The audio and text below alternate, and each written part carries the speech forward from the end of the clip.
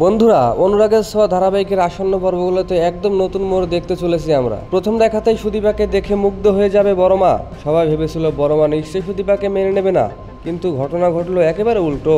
আদিত্য যখন সুদীপাকে নিয়ে চৌধুরী বাড়ির দরজায় এসে দাঁড়ালো, তখন পুরো বাড়ির পরিবেশ যেন স্তব্ধ হয়ে গেল। বড় মা এক দৃষ্টিতে তাকিয়ে রইলেন সুদীপার দিকে। সকলে মনে ভাবলো এবার হয়তো ঝড় উঠবে বাড়িতে, কিন্তু সবাইকে চমকে দিয়ে বড় মা বলে উঠলেন, এই মেয়েটা এত সুন্দর, কোথা থেকে পেলে ওকে? আমার তো একেবারে ভীষণ পছন্দ হয়েছে। এই কথা শোনার পর বাড়ির সবাই অবাক হয়ে গেল, বিশেষ করে কাকিমা তো খুশিতে আটখানা, কারণ সে তো চেয়েছিল সুদীপাকে নিজের ছেলের বউ করতে। অপরদিকে আদিত্যকেও অভিমান ভরা গলায় বলে উঠল, তুমি আগেই যদি বলতে সুদীপাকে বিয়ে করবে, তাহলে আমরা সকলে মিলে ওকে আনতে যেতাম। তখন বাড়ির লোকেরা জানতে পারে সুদীপার অতীতের কথা। তার মা অনেক আগেই মারা গেছেন, আর তার বাবা এক মিশনে গিয়ে প্রাণ হারিয়েছিলেন। এই সত্যি শোনার পর সবার মন ভারী হয়ে যায়।